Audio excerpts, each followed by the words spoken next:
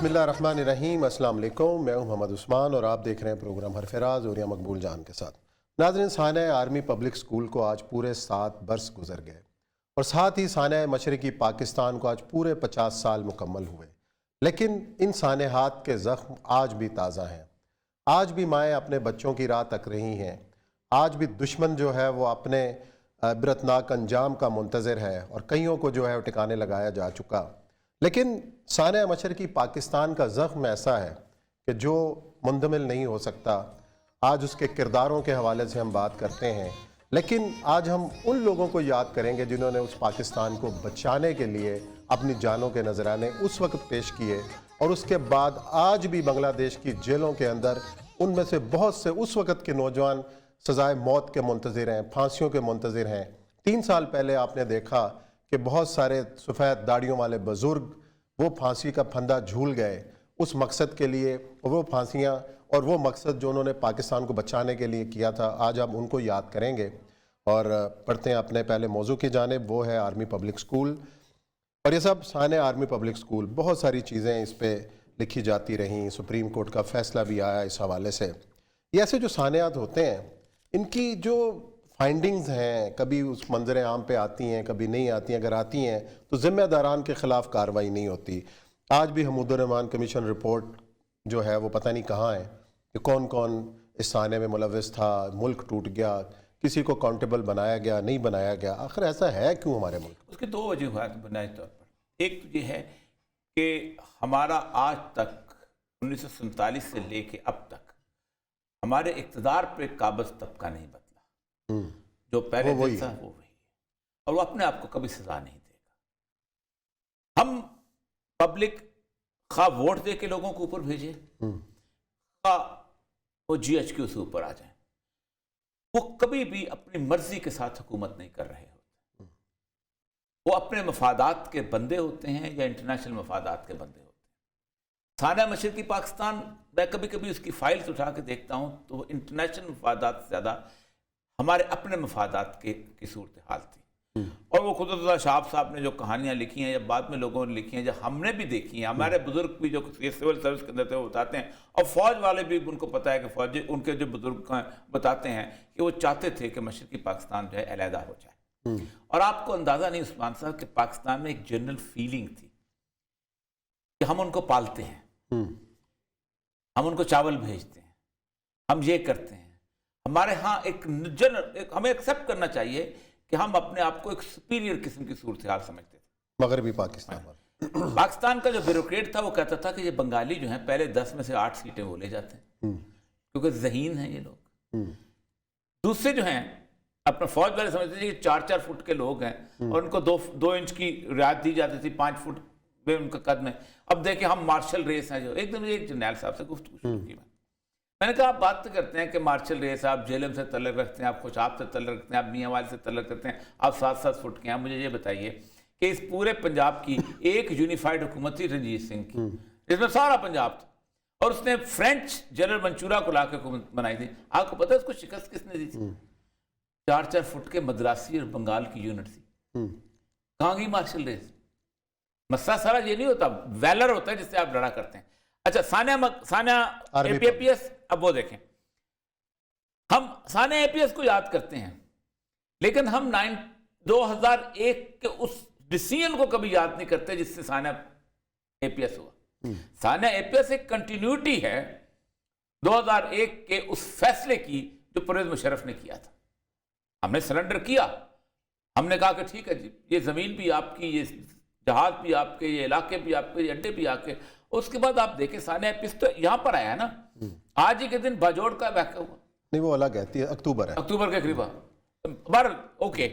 लेकिन इस सानिया तक पहुँचते पहुँचते हमने तवील सफ़र तय किया है। उस तवील सफ़र में हज़ारों लोगों ने जाने दी हैं। किस वजह से?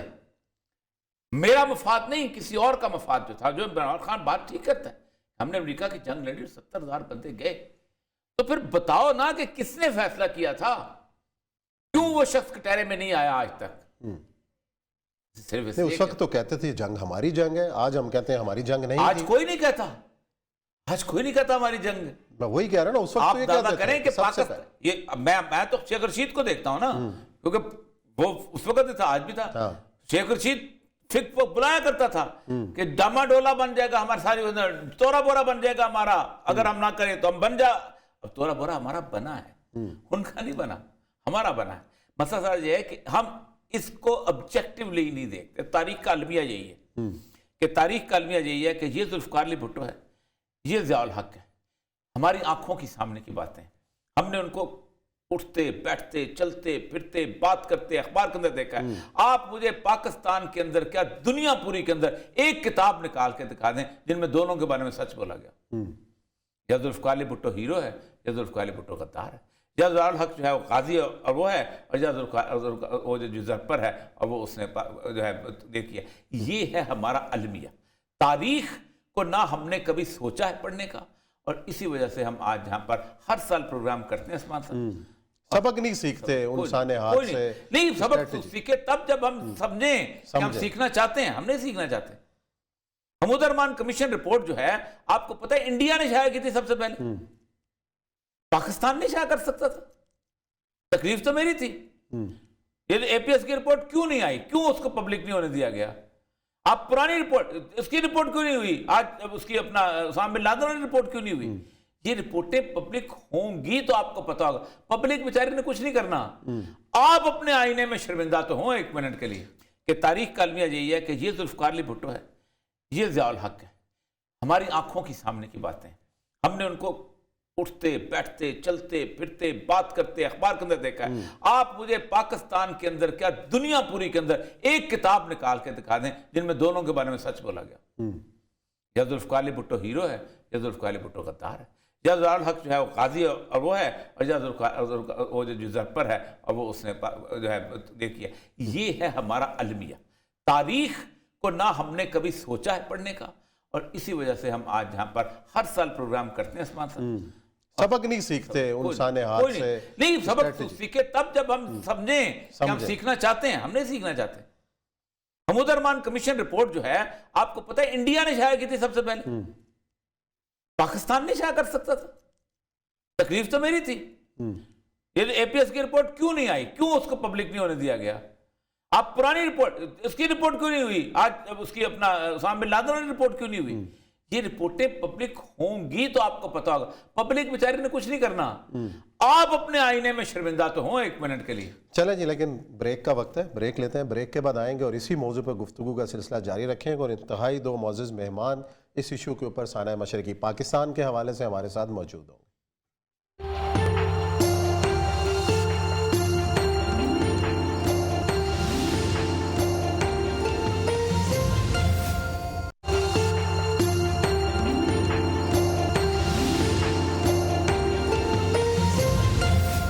جی ناظرین، بریک کے بعد آپ کو خوش آمدید کہتے ہیں. آج ہمارا موضوع سانحہ مشرقی پاکستان، سقوط ڈھاکہ. مناظر آپ نے افسوسناک دیکھے، اور جو آخری منظر تھا یہ وہ بزرگ ہیں کہ جنہوں نے پاکستان بچانے کے لیے اس وقت پاکستان فوج کا ساتھ دیا، اور آج سے 3 سال پہلے پھانسیوں پہ جھول گئے. کئی ان کو آفرز ہوئیں کہ آپ اپنا معافی نامہ لکھ دیں، آپ کی سزائے موت جو ہے وہ عمر قید میں بدل دی جائے گی، لیکن ان بزرگوں نے انکار کیا. کتنی کمٹمنٹ تھی، اور یہ البدر اور الشمس تھی کیا؟ ہم نے گزشتہ سال بھی اس کا تذکرہ کیا تھا. آج ایک بار پھر اس کی تذکیر کر رہے ہیں کہ البدر اور الشمس، جس کا پاکستان کے اندر آج کے نوجوان کو یہ علم نہیں ہے کہ یہ کون لوگ تھے، یہ کون سے نوجوان تھے، یہ کون سے طالب علم تھے، ان کا کردار کیا تھا. آج ہماری خوش قسمتی کہ ایک بار پھر ہمیں جوائن کیا ہے میجر ریاض حسین ملک صاحب نے، جو اس وقت مشرقی پاکستان کے اندر پوسٹڈ تھے، اور البدر کی کہانی انہی سے سنتے ہیں. انہی کو ہم خوش آمدید کہتے ہیں اپنے شو میں. السلام علیکم میجر صاحب. اور ساتھ ہی ہمارے پاس ایک اور اہم مہمان ہیں برہان الاسلام صاحب، جو سابق سفارتکار ہیں. جب یہ سانحہ ہوا سقوط کا، اس وقت یہ ڈھاکہ کے اندر موجود تھے اور اہم خاندان سے تعلق رکھتے ہیں. ان کی ایک ہسٹری ہے، ان سے بھی پوچھیں گے. لیکن میجر ریاض حسین ملک صاحب سے آغاز کرتے ہیں. السلام علیکم میجر صاحب. وعلیکم السلام ورحمۃ اللہ. میجر صاحب، آپ کو البدر کا بانی کہا جاتا ہے کہ البدر اور الشمس دو ایسے نوجوانوں کی تنظیمیں تھیں جنہوں نے اس وقت پاکستانی فوج کا ساتھ دیا اور پاکستان کو بچانے کی جنگ لڑی. یہ لوگ کون تھے؟ کس طریقے سے آپ کے ذہن میں یہ خیال آیا؟ تھوڑا سا واقعہ ہماری آج کی نوجوان نسل کو سمجھائیں کہ یہ کون لوگ تھے اور کس طریقے سے آپ نے ان کو جمع کیا. میں سب سے پہلے تو آپ کا شکریہ ادا کرنا چاہتا ہوں کہ آپ نے مجھے یہ موقع دیا کہ میں آپ کی وساطت سے بات کر سکوں. یہ وہ لوگ تھے، لیکن قبل اس کے کہ میں البدر کے بارے میں کچھ کہوں، سب سے پہلے میں ان عظیم اور پیارے بچوں کے بارے میں جنہوں نے آج سے 7 سال پہلے شہادت قبول کی، شہادت ان کو نصیب ہوئی، ان کے والدین سے اظہار یکجہتی کرنا چاہوں گا. ٹھیک. جی بالکل. اور پھر البدر کے بارے میں صرف یہ بتانا چاہوں گا کہ ہر سال 16 دسمبر کو ہمارے زخموں سے خون رسنا. البدر کے بارے میں بتانے سے قبل مجھے اگر آپ موقع دیں تو میں 1-2 منٹ کے لیے پہلے ان حالات کو بتاؤں کہ جو وہاں حالات تھے کیا، اور جی. پاکستان فوج کی کیا کیا مجبوریاں تھیں اور کن حالات میں سے ہم لوگ گزر رہے تھے. اس وقت کے مشرقی پاکستان اور موجودہ بنگلہ دیش، اس میں صورتحال یہ تھی کہ 3 گروپ سمجھ لیں کہ آبادی کے 3 مین گروپ تھے. ایک وہ لوگ جو وحدت پاکستان پر یقین رکھتے تھے، جی. ایک وہ لوگ جو صرف اپنے لیے خوراک مہیا کرنے کے لیے تگ و دو کر رہے تھے، جو اپنی غربت پہ ذرا قابو پانے کی کوشش کر رہے تھے. ان کو اس سے کوئی غرض نہیں تھی کہ بنگلہ دیش بنتا ہے یا پاکستان بنتا ہے، پاکستان رہتا ہے یا بنگلہ دیش بنتا ہے. تیسرا جو گروپ تھا، یہ وہ لوگ تھے جو اینٹی پاکستان تھے، اور یہ وہ لوگ تھے کہ جن کو ہندو پروپیگنڈا نے اس حد تک نفرت ان کے دلوں میں ڈال دی تھی کہ بدقسمتی سے وہ مغربی پاکستان کے لوگوں کو اپنا دشمن سمجھنا شروع ہو گئے تھے. لیکن یہ تعداد برابر قطر نہیں تھی، یہ کم لوگ تھے. اچھا. لیکن انڈین پروپیگنڈا نے اس حد تک ان کو ابھار دیا، یوں سمجھ لیں کہ دنیا یہ سمجھنے لگ گئی کہ شاید پورے مشرقی پاکستان میں لوگ جو ہیں وہ مغربی پاکستان سے علیحدہ ہونا چاہتے ہیں. ایسی بات نہیں تھی. جی. جب مارچ میں جس وقت یہ شروع ہوا سب سے پہلے سلسلہ، تو جو قتل و غارت شروع ہوئی وہ عوامی لیگ کی جو یوں کہہ لیں جو ہارڈ ایلیمنٹ تھا، وہ لوگ اسی طریقے سے جو ہندو جن کو ایکسپلائٹ کر چکے تھے وہ نوجوان، پھر جو وہاں کمیونسٹ گروپ تھا، بادشاہی گروپ میں کہہ لوں، وہ لوگ، یہ وہ لوگ تھے کہ جنہوں نے سب سے پہلے میسیکر شروع کیا اور مغربی پاکستان کے لوگوں کو مارنا شروع کیا. صحیح ہے. اس میں اس حد تک یہ گئے کہ انہوں نے یہ بھی نہیں دیکھنا چاہا کہ معصوم بچے ہیں، عورتیں ہیں، بوڑھے ہیں کون. ان کے لیے صرف ایک ہی بات تھی کہ یہ مغربی پاکستان سے تعلق رکھتا ہے. یہ نفرت کا بیج اتنا سختی سے ان کے دلوں میں ڈال دیا گیا تھا، یہ ایک تناور پودا بن چکا تھا. صحیح ہے. اس کے ساتھ ہی ساتھ جو گروپ وحدت پاکستان پہ یقین رکھتا تھا، وہ ان کو سمجھ نہیں آ رہی تھی کہ کس طریقے سے اس کو کنٹرول کیا جائے. صحیح ہے. اور جو عام غریب آدمی تھا، جس کو اس بات سے کوئی دلچسپی نہیں تھی، وہ صرف دعا کر سکتا تھا کہ یا اللہ امن دے. اب ہماری صورتحال یہ تھی کہ اگر یہ سارے حالات یہاں بتائے جاتے تو گورنمنٹ نے یہ سمجھا کہ شاید یہاں ریجن نہ ہو، ایسے ہو کہ کہیں خدا نہ خواستہ یہاں بھی بنگالی یونٹ بھی موجود تھی اور لوگ پریشان نہ ہو. صحیح خبر یہاں نہیں آئی. انڈیا پروپیگیٹ کرتا رہا اور اتنا واشگاف الفاظ میں پروپیگیٹ کیا کہ پوری دنیا کو یہ باور کرانے کی کوشش کی کہ وہ سارے علاج کی پسند ہو. صحیح ہے. اس میں اب ایک عام بٹالین کو 1500 سے لے کر 2000 گز تک کا علاقہ دیا جاتا ہے بارڈر پہ کور کرنے کے لیے. صحیح ہے. ہم لوگوں کے لیے یہ پرابلم تھی کہ 40 मील सिर्फ मेरी यूनिट का एरिया था, 40 मील का बॉर्डर कवर करना। अब आप अंदाजा लगाएं कि इतने बॉर्डर को कवर करना, ये जो कहते हैं 93,000 फौजी, कोई 93,000 फौजी नहीं, 45,000 लड़ाका फौज मुश्किल 20-25 हजार थी। ये वो सिविलियंस को भी मिलाकर और जितने बाकी वो स्पोर्टिंग लोग थे उनको भी मिलाकर उन्हें 93,000 कैदी की बात की, और प्रोपेगेंडा ये करता रहा कि 93,000 कैदी, 93,000। अच्छा मलिक साहब, आपने बड़ा इंपॉर्टेंट नुक्ता उठाया कि एक तो ये एक कंफ्यूजन है कि जी 93,000 फौजी, जैसे आपने कहा कि 20-25 हजार से ज्यादा नहीं थे, सिविलियन को मिला के भी तादाद इतनी नहीं बनती थी। बुरहानुल इस्लाम साहब ने हमें ज्वाइन किया हुआ है, साबिक सिफारतकार हैं, और जब ये सानिया होता है और वो उस वक्त ढाका में मौजूद थे, उनसे पूछने कि ये जो प्रोपेगेंडा किया गया कि पाकिस्तानी फौज ने ये कत्ल गारत की, जो इल्ज़ाम आयद किए जाते रहे, शर्मिला बोस ने अपनी किताब में इनका हवाला दिया कि ऐसी बात बिल्कुल नहीं थी, और कई आलमी फोरम्स में ये बात है, लेकिन जो प्रोपेगेंडा की बात मेजर साहब कर रहे हैं, डॉक्टर साहब ने कहा, बुरहानुल इस्लाम साहब से मैं पूछूंगा, बुरहानुल इस्लाम साहब से पूछूंगा कि बुरहान साहब आप बताएं कि ये जो प्रोपेगेंडा असल सिचुएशन क्या था। और बुरहान साहब ये बताइएगा पॉलिटिकल सिचुएशन, क्योंकि ज़ाहिर बात है आपके वालिद जो थे नायब सदर थे मुस्लिम लीग के, और आपके कज़न जो थे जमात इस्लामी के यानी प्रोफेसर गुलाम आजम साहब थे, आपको उस पॉलिटिकल सिचुएशन में कैसे उस वक्त खराबी हो रही थी, ये भी ज़रूर बताइएगा। देखें ना, जब इलेक्शंस हो गए 70 के, मेरे वालिद और प्रोफेसर साहब मेरे कज़न जो है दोनों इलेक्शन हार गए। इलेक्शन के उनको पता था 100% फेयर इलेक्शंस तो नहीं हुए, लेकिन उनका ख्याल है इलेक्शन के नतीजे आ गए, फेडरल गवर्नमेंट ने कह दिया कि ये फेयर इलेक्शन है, और ओवरवेलमिंग मेजॉरिटी में आवामी लीग वाले जीत गए। तो इन दोनों ने मिल के स्टेटमेंट दे दिया अगले दिन, ठीक है अगर मुजीब इलेक्शन जीत गए, ऑल पाकिस्तान बेसिस पे मेजॉरिटी पार्टी के लीडर है अवामी लीग के, हुकूमत उस पर ट्रांसफर कर दिया जाए उन पे। तो ये इनको कोई मुश्किल नहीं था कि हुकूमत देना एंड ऑल दैट। शेख साहब को ये लोग बहुत पहले से जानते थे, मेरे वालिद और शेख साहब तो कलकत्ता में जब सियासत करते थे all Bengal Muslim students league के, दे वर टुगेदर। शेख साहब बल्कि जूनियर मेंबर थे, अभी फरीदपुर से आए थे। मेरे वालिद ऑल बंगाल मुस्लिम लीग के, मुस्लिम स्टूडेंट्स लीग के vice president and acting president. तो इकट्ठी किया सियासत, पाकिस्तान के लिए मुजीब के तो बहुत जोश और जज्बा से काम किया उस वक्त काफ़ी हद तक।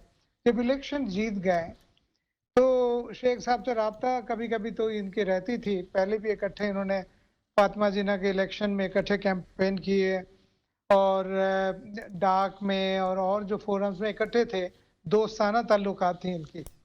शेख साहब को हुकूमत देते उनकी फीलिंग ये थी तो पाकिस्तान टूटता ना। हमारे यहाँ के लोग जो भुट्टो ने नारे लगाए, उधर तुम इधर हम, मैंने वेस्ट पाकिस्तान की मेजॉरिटी मेरे पास है, तो कॉन्स्टिट्यूशनल जो अरेंजमेंट है वो बाहर डिस्कस कर लेते हैं। 6 नुक्ता शेख साहब कहते थे, 6 नुक्ता जो है बाहर कैसे करें, पार्लियामेंट के सेशन बुलाएं, बात करेंगे, I am ready to compromise on many issues. I think वो अगर हैंड ओवर कर देते पावर, मसला खत्म हो जाता। अच्छा, बहरहाल 16 दिसंबर को जंग खूब लड़ी, हम लोग बहुत उम्मीद रख रहे थे शायद जंग किसी तरह ख़त्म हो या जीत जाए हम। हिंदुस्तान कभी पाकिस्तान के आर्मी को काबू कर लेंगे और हमें सरेंडर करना होगा, ये तो कभी हम सोच भी नहीं पाते थे। 16 को इस दिन दोपहर को हम दोपहर का खाना खा रहे थे, तो ख्वाजा खैरुद्दीन साहब थे मुस्लिम लीग के ईस्ट पाकिस्तान के सदर, और जो पीस कमेटी थी जिसके मेरे वाले सेक्रेटरी जनरल थे, ख्वाजा साहब सदर थे, और प्रोफेसर आजम, महमूद अली और ये सब वाइस प्रेसिडेंट्स है। और हमारे घर में था हेड क्वार्टर्स दोनों मुस्लिम लीग के भी और peace committee all east Pakistan के जी। तो खबर आया जी वो Pakistan army is going to surrender, आप लोग क्या करोगे, आपको जान बचाने का टाइम आ गया और ये बदकिस्मती है, सरेंडर करना पड़ रहा है। बहरहाल हमें कुछ नहीं पता डिटेल, आप लोग तैयारी करो। ये दिन तो हमें बहुत अफसोस का दिन था, डर खौफ का माहौल था, हम कहाँ जाए, जान बचाए क्या करें। लोगों को पता था हम तो एक पाकिस्तान के हामी थे, तो ये मुक्ति बाहिनी वाले शायद कोई नुकसान करे और जान शान हमारे खतरे में। बहरहाल पहले दिन कोई मुश्किल हालात नहीं थी, सरेंडर हो गया। हम करीब से गुजरे, सरेंडर हमने दूर से देखा रेस कोर्स में। अफसोस तो बहुत हुआ, दुख भी बहुत, गम भी बहुत है। اس کے بعد میں 3-4 سال تھا ادھر ہی، اور میرے کزن غلام اعظم صاحب اس وقت پاکستان میں تھے، لاہور میں، میرے والد باہر تھے. 13 تاریخ دسمبر کے وہ ورلڈ ٹور کر کے پاکستان اسلام آباد پہنچے تھے. وہ تقریباً وہی تھے جس وقت جہاں میں اس وقت بیٹھا ہوں. تو بہرحال 50 سال پہلے انہوں نے کتنا غم اور افسوس کے ساتھ یہ خبر لی ہوگی، مجھے اندازہ ہے اس کا. بہرحال میرے حساب سے ملک ٹوٹنے کی ضرورت نہیں تھی، ڈیموکریٹکلی ہم اس کا حل کر سکتے تھے اور شیخ مجیب کے ساتھ نیگوسیشن کر سکتے تھے، بھٹو یا یحییٰ خان. آئی تھنک ہمارے یہاں کے لیڈرشپ کو ایکسیپٹیبل نہیں تھی اس پاکستان کی لیڈرشپ، یا یہ نہیں چاہتے تھے شیخ مجیب ڈھاکہ سے حکومت کرے یا شیخ مجیب اسلام آباد سے حکومت کرے. یہ اصل خرابی تھی. حکومت دے دیتے، انڈیا کے انٹرونشن بعد میں آئی ہے، شروع میں اتنے زیادہ نہیں تھی، وہ ہم آسانی سے ٹیکل کر سکتے تھے. آئی تھنک انڈین انٹرونشن کی کہانی اب چلتی نہیں ہے. اب یہ کہیے، سچ بتاؤں، مجیب نے آخر تک کبھی بھی آزادی کی ڈکلیریشن نہیں دی. اور جب کیونکہ مجیب اور میرے والد دوست تھے تو یہ رائٹس پارٹی جتنی تھی، ان لوگوں نے 23-24 کو بتایا دسمبر کو، میں 23-24 مارچ میں، بھائی شیخ صاحب کا پتہ تو لگے، نیگوسیشن کر رہے بھٹو سے اور یحییٰ خان سے، کیا ہو رہا ہے اندر کی بات کیا، اور بھٹو مجیب خود کیا چاہتے ہیں. تو میرے والد کی ایکسکلوسیو میٹنگ تھی شیخ صاحب کے دنڈ کے ریزیڈنس پہ، یہ تھی 24 مارچ کو. شیخ صاحب نے کلیئر نے کہا، دیکھو شفیق الاسلام، تمہیں پتا ہے میں تو پاکستان، تم اور میں، ہم دونوں نے اکٹھے تحریک کے آگے بڑھ چڑھ کے ہم نے کام کیا. تم نے، میں نے کلکتہ سے دہلی تک گئے، گاڑی موٹر سائیکل پتہ نہیں ٹرین میں چڑھ کے جناح صاحب سے ملنے، اور 46 کے کنونشن میں لاہور سیشن میں وہ لوگ پہنچ نہیں سکے تھے. تو ہم لوگوں کی کتنے کمٹمنٹ پاکستان کے لیے ہے. لیکن مجھے لگتا ہے یہ بھٹو حکومت دینا نہیں چاہتا ہے اور یہ پاکستان کو توڑنا چاہتا ہے. میرے والد نے کہا تمہاری کمٹمنٹ پکی ہے، تم چاہتے ہو کہ پاکستان ایک رہے. کہتا ہے ہمیشہ کی طرح آج بھی میں پاکستان کے لیے کمیٹڈ ہوں. واٹ آئی وانٹ کہ مجھے اسمبلی کے سیشن بلائیں اور حکومت ہمیں دے دیں، اور ہم پھر وہاں جا کے 6 نقطہ پہ بھی کمپرومائز کرنے کو تیار ہے. تو میں، میرے والد، میرے بھائی، ہم لوگ سب سمجھتے تھے پاکستان ٹوٹنے کو نہیں تھا، یہ کوئی سازش تھی. اور جو لوگوں نے یہاں ملٹری لیڈرشپ اور بیوروکریسی نے جو یہ بات طے کر لیا کہ بنگالیوں کو حکومت نہیں چل سکتی اور یہاں سے مجیب کو حکومت نہیں دیں گے کسی بھی صورت، اور بھٹو پرماننٹلی اپوزیشن میں رہ کے کیا کرے گا. یہ جو جن لوگوں نے بھٹو کو سپورٹ کیا، ایکچولی انہوں نے زیادہ رول پلے کیا پاکستان توڑنے میں، اور انڈیا کے رول میں اتنا نہیں دیتا ہوں جتنا انہوں نے کیا ہے. دوسری بات، سرنڈر کی ضرورت تھی نہیں، اس سے پہلے کوئی پولیٹیکل سیٹلمنٹ ہو سکتی تھی. ایک اور اندر کی بات آپ کو بتاؤں جو کسی نے نہیں کہا ہوگا، یہ جو خندکار مشتاق صاحب تھے تھوڑے سے پرو پاکستانی عوامی لیڈر تھے. میرے والد کے وہ بھی دوست تھے، 2 سال سینئر تھے اسٹوڈنٹ کے طور پہ، لیکن پاکستانی مائنڈڈ تھے. یہ جو انڈیا میں تھے، گئے ہوئے تھے 25 مارچ کے ملٹری آپریشن کے بعد، وہاں سے پیغام آیا والد کو، کیونکہ ہمارے گھر میں پیس کمیٹی ہیڈ کوارٹرز اور میرے والد بہت ایکٹیو تھے. ان کو کہا یار کوئی طریقہ کرو کہ کچھ ہمارے ایم این ایز ابھی آ جاتے ہیں وہاں سے، 4-5 انہوں نے بھیج دیے تھے جو ہمارے ساتھ ملاقات بھی، میں خود بھی ملا ہوں. وہ کہتے یار کوئی طریقہ ڈھونڈو، کوئی نیگوسیشنز ہو، یحییٰ کو منا لو کہ پاور ہینڈ اوور کرنے کا کوئی راستہ نکالے تو پھر پاکستان ایک رہ سکتا ہے. اور ہمیں جو ایک پولیٹیکل ایمنسٹی دی ہوئی، ہم جو کلکتہ میں بیٹھے ہوئے، ہم سب نہیں تو کم سے کم 60% ایم این ایز واپس آنے کو تیار ہے. یحییٰ نے ایک ایمنسٹی دی ہے، ہاں وہ آنے کو تیار تھے. کہتے حکومت دینے کی بات کرو، شیخ صاحب پاکستان میں ہیں، ان سے بھی بات کرو. تو والد صاحب جب میں فورن ٹور پہ جا رہے تھے اکتوبر میں، اسلام آباد آئے تو یحییٰ سے ملاقات ہوئی.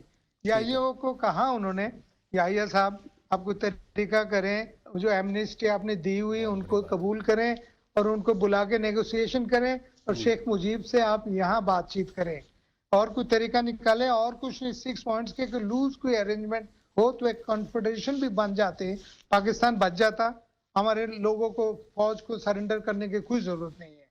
لیکن بدقسمتی سے یحییٰ خان تو مست تھا، سننے کو تیار نہیں تھا، پاکستان کو جانے دیا. بھٹو کو کیونکہ پرائم منسٹر بنانا تھا ان لوگوں نے، میرے والد کا خیال تھا اس وجہ سے پاکستان باجی بدقسمتی ہے. بریک لے رہے ہیں برہان صاحب, بریک کے بعد آتے ہیں پھر میجر ریاض حسین ملک صاحب سے بھی گفتگو وہیں سے شروع کریں گے جہاں سے ہم نے سلسلہ ختم کیا تھا کہ البدر کی وہ تاریخ بتا رہے تھے کہ کون نوجوان تھے اور کس طریقے سے انہوں نے البدر قائم کی. بات کرتے ہیں بریک کے بعد.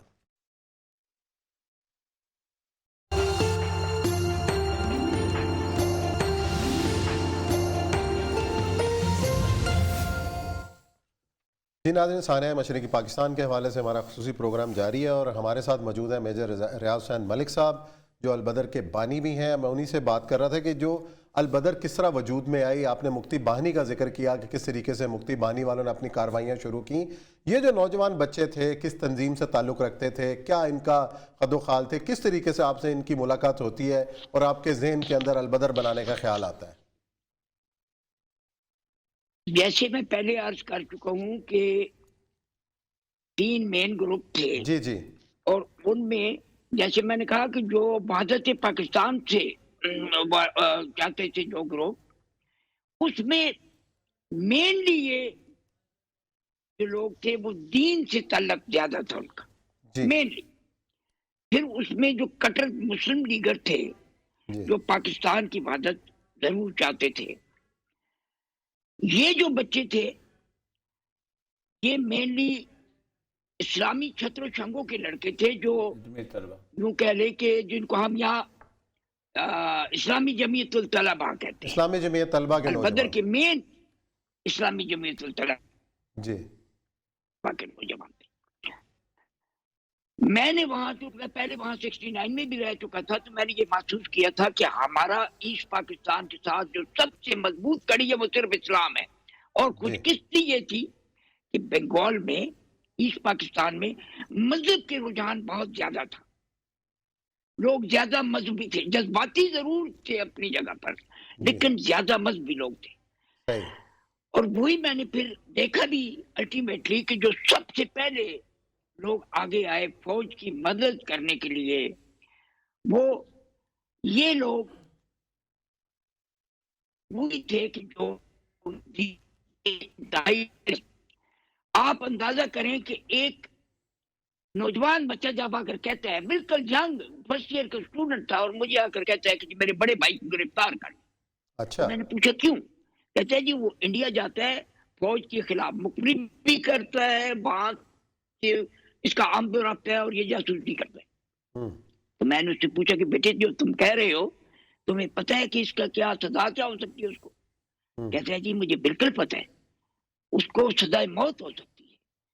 تو میں نے کہا دکھ نہیں ہوگا, ماں باپ کو دکھ نہیں ہوگا اس بات ہوگا, بھائی کے مرنے کا کس کو دکھ نہیں ہوتا. میرے والد تو فوت ہو چکے ہیں, اگر وہ زندہ ہوتے تو شاید میرا بھائی اس راہ پر نہ چلتا.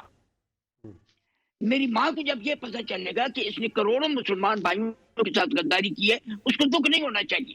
اور مجھے دکھ ضرور ہے کہ بھائی ہے, لیکن چونکہ میرے اپنے پاکستانی بھائیوں کے خلاف غداری کر رہے ہیں, اس کے مرنے کا مجھے دکھ نہیں ہوگا. یہ جو لوگ تھے عجیب لوگ تھے, ان کے ایک ایک ایسے موتی تھے کہ اگر میں ان کا آپ کو بتانا شروع کروں تو ایک داستان ہے, لیکن کچھ اس کے ساتھ ساتھ ہی دکھ بھری باتیں بھی ہیں. یہ نام البدر بھی اسی وجہ سے تجویز ہوا کہ جب میں نے ان کو پہلا جب گروہ تیار کر رہا تھا, انہی بچوں کی وجہ سے کہ یہ جو جس طرح کا یہ بچہ تھا میں نے کہا نہیں تم اس کام میں مت پڑو, میں خود دیکھوں گا. بہرحال وہ ایک الگ قصہ ہے, کسی اور وقت میں. یہ پھر وقت کی قلت کی وجہ سے میں ذرا چند باتیں جو ضروری کرنا چاہتا ہوں. جب ایڑیاں اٹھا کر کھڑا ہو گیا بچہ کہ جب مجھے بھی بھرتی کر لیا جائے, دبلا پتلا بچہ, اور وہ بچہ بعض ازاں بخدا میں آپ کو بتاتا ہوں کہ ٹریننگ کے بعد جب اس کو میں ایک آپریشن پر لے کر گیا, ریڈ کا آپریشن کر رہا تھا, اور میں عام طور سے صرف البدر کے بچوں کو لے کر چل پڑتا تھا بعض مشن کے اوپر. جس طریقے سے اس نے حملہ کیا میں آپ کو کیا بتاؤں, شاید چیتا بھی ایسے ہرن پہ نہ جاتا ہوں. اور وہ نوجوان بعد ازاں ہندوستان کو چیر کر مغربی پاکستان پہنچا. لیکن دکھ کی بات یہ ہے کہ جیسے ابھی آپ یہ معزز مہمان ابھی سب کچھ بتا چکے ہیں کہ ان حالات میں ان کو حکومت نہیں دی گئی اور کیا کیا گیا، اور ہم ان کو غدار سمجھتے نہیں، ایسی بات نہیں ہے. وہاں محبت کا ایک سمندر ہے، جیسے وہاں دریا بہتے ہیں وہیں بنگال میں محبت بہتی ہے. آج بھی میں کہتا ہوں کہ مجھے بخدا کسی بنگالی کے خلاف نفرت نہیں ہے، میں قسم کھا کر یہ کہہ سکتا ہوں، اس لیے کہ ان میں انتہائی محبت کا جذبہ میں نے دیکھا. لیکن جس طرح ہندوستان نے ان کو ایکسپلائٹ کیا وہ ایک الگ بات تھی. اچھا میجر صاحب، آپ گرفتار ہوئے، جب سرنڈر ہوا آپ گرفتار ہوئے، گرفتاری کی ایک الگ داستان ہے. میں زخمی ہوا، میں سرنڈر نہیں ہوا، میں سرنڈر ہو کر بھی نہیں سکتا تھا. گزارش یہ کہ میں سرنڈر نہیں کر سکتا تھا. کسی البدر کے نوجوان نے سرنڈر نہیں کیا. میں ان کے ساتھ ہی مر سکتا تھا اور شاید وہیں میری لاش ہوتی، جو بھی ہوتا، جس طرح بھی ہوتا، دریاؤں میں ڈوب کے مر جاتے، کچھ ہو جاتا. سرنڈر نہیں کر سکتا. میں زخمی ہوا، میری یونٹ میں سے 10 آفیسر زخمی تھے، 3 شہید ہو چکے تھے.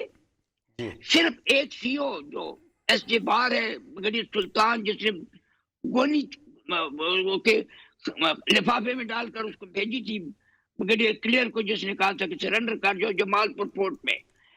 102 آدمی شہید ہوئے تھے. زخمیوں کا آپ خود اندازہ لگا سکتے ہیں، 15-16 آفیسر ہوتے ہیں ایک یونٹ میں، 10 جب زخمی، صرف ایک سی او بچا.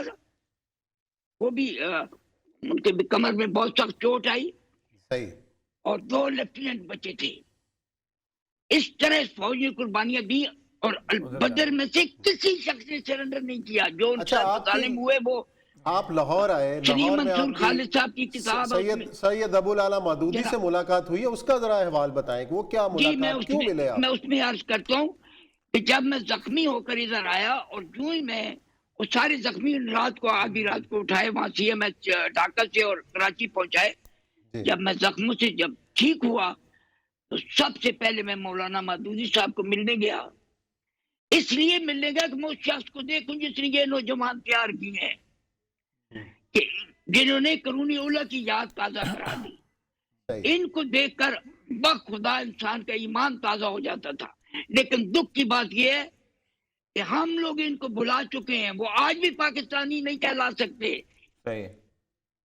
بلکہ پھانسیوں پہ جھول رہے ہیں، پھانسی پہ یہاں نہیں رہنے دیا گیا. اچھا برہان یہ بتائیے گا کہ میں آپ عرض کر رہا ہوں کہ نہ صرف پھانسیوں پہ جھول، نہ صرف پھانسیوں پہ جھول رہے ہیں جو یہاں پہنچ کے ہم نے ان کو قبول نہیں کیا. یہاں حکومت نے کہا یہ پاکستانی نہیں ہے، یہ غدار ہے، اور ان غداروں کی میں آپ کو ایک چھوٹی سی مثال دیتا ہوں. صحیح بات ہے، صحیح بات. اچھا میں ایک منٹ بھائی صاحب، میں اسی حوالے سے ایک منٹ ہم ذرا برہان صاحب سے پوچھتے ہیں کہ اس وقت وہاں جو لوگ پھانسیاں، برہان یہ بتائیے گا کہ وہاں اس وقت جو سچویشن ہے جس کے اندر یہ ٹرائل شروع ہوئے ہیں، آپ ظاہر بات ہے آپ کا خاندان سارا وہیں پر ہے، آپ کو معلوم ہوگا وہاں صورتحال جو اس کا ریئیکشن پبلک میں کیسا ہے؟ دیکھیں نا، یہ تو آپ جانتے ہیں کہ بنگال میں جو ہے سمپتھی 2 قسم کے لوگوں کے گروپس ہیں، پولیٹیکل آئیڈیولوجیکل ایفیلیشن. ایک ہے عوامی لیگ جو little oriented towards India and friendship with India, cooperation, اس طرح چیزیں چاہتے ہیں. ایک BNP ہے، بنگلہ دیش نیشنلسٹ پارٹی، جو جنرل ضیاء الرحمان کی پارٹی اور اس کی بیگم کی پارٹی. وہ لوگ تو وہاں آئیڈینٹیفائڈ ہے ایز پرو پاکستانی، ٹھیک ہے نا. تو ان کی پالیسی پاکستان سے فرینڈشپ ہے اور ان کے سپورٹرز ایز مینی، ہم آپ کو پتہ نا 3 حکومتیں ان کی تھی. عوامی لیگ سے پہلے ایک آلٹرنیٹ طور پہ حکومت میں آتے تھے. تو ابھی بھی سپورٹ تو لوگوں کے لیے ہے. اور BNP کے ساتھ جماعت نے مل کے 2 حکومتیں کی ہیں. تو BNP جماعت کے اوورال سٹینڈنگ بہت ہے. یہ بتا دوں 1970 کے الیکشن میں شیخ مجیب کی پارٹی نے 36% ووٹ لیے اور رائٹسٹ پارٹیز نے سب مل کے 22% ووٹ لیے، جس میں مسلم لیگ ہے، جماعت ہے، نظام اسلام پارٹی ہے، PDP ہے. تو ووٹ کی تعداد تو مناسب تھی ہمیشہ. عوامی لیگ کے کچھ ریگنگ شیگنگ ملا کے پاپولر ایک سپورٹ بھی تھی تو جیتے ہیں. تو آپ یہ نہ سمجھے پاکستان کے سمپیتائزرز وہاں نہیں ہے. 70 کے جب ملٹری آپریشن آپ نے کیا اس وقت بھی large majority of population neutral تھے، ٹھیک ہے. یہ تو جب زیادہ تھوڑا سا آپریشن میں سختی لائیں, کچھ لوگ مرے, آبویسلی آپریشن جب آپ کرتے ہیں فوکس تو ہندوؤں پہ کیا, لیکن عوامی لیگرز کو بہت پکڑے مارے. اس سے ذرا لوگ گھبرائیں کہ یار یہ پاکستان تو ایک رکھنا مشکل ہے اس حالات میں. وہ لوگ اس میں سے 10-20% انڈیا بھی چلے گئے, لیکن سچ بتاؤں ابھی تک 50% لوگوں کی سمپتھی پاکستان کے ساتھ ہیں, if it is not 52. اور یہ لوگ کسی بھی حالات میں پاکستان کے سپورٹس کہیں, پاکستان میں اچھائی کہیں, عمران خان کی حکومت کہیں, جو باتیں اچھی ہوتی ہیں اس میں خوشیاں مناتے ہیں. ٹھیک ہے, غم ہے, غم مناتے ہیں. تو آپ کی سمپیتھی, پاکٹس آف سپورٹ بنگلہ دیش میں ہمیشہ ہے. تو آپ کے سوال کے جواب یہ ہے کہ جو جماعت کے لوگوں کے ساتھ کر رہے ہیں اس میں جنرل فیلنگ یہ جو رائٹسٹ لوگوں کی ہے کہ یہ مطلب غلط کام کر رہے ہیں, ان کے خلاف سالڈ ایویڈنسز نہیں ہے, 50 سال بعد پتہ نہیں کس نے کس کو کیا کہا, اس کے بیسس پہ پھانسی پہ چڑھا دینا, کوئی بات بنتی نہیں. ایک بات. دوسری امپورٹنٹ بات ہے, ہمارے یہ جو لوگ تھے یہ بیسیکلی رائٹسٹ لوگ, یہ البدر, شمس, مسلم لیگ, جماعت کے لوگ بیسیکلی فیسیلیٹیٹ کرنا چاہ رہے تھے communication between the military and the common people.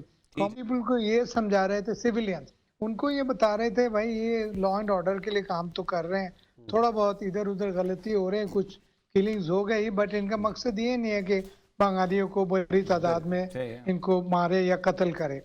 اور دوسری طرف یہ تھا, ان کو فوج کو بتانا یہ تھا بھائی آپ آئیڈینٹیفائی نہیں کر پا رہے ہو, ہر آدمی یہاں کوئی انڈیا کے ایجنٹ نہیں ہے, ہر آدمی یہاں ہندو نہیں ہے, تو آپ یہ میسیو آپریشن کا آپ کا مقصد کیا ہے. جی تو بڑی لڑائی بہت شکریہ, بہت شکریہ دونوں معزز مہمان. بڑی زبردست گفتگو, اور ایسی گفتگو شاید ٹی وی پہ پہلی بار سنی گئی ہے, اور برہان صاحب نے بڑی تفصیل سے بتایا, میجر ریاض حسین ملک صاحب نے البدر الشمس کی کہانی آپ نئی نسل کو بتائی. لیکن پروگرام کا وقت یہاں ختم ہوتا ہے. انشاءاللہ پیر کو کچھ نئے موضوعات کے ساتھ حاضر ہوں گے. اپنا خیال رکھیے گا. اللہ حافظ.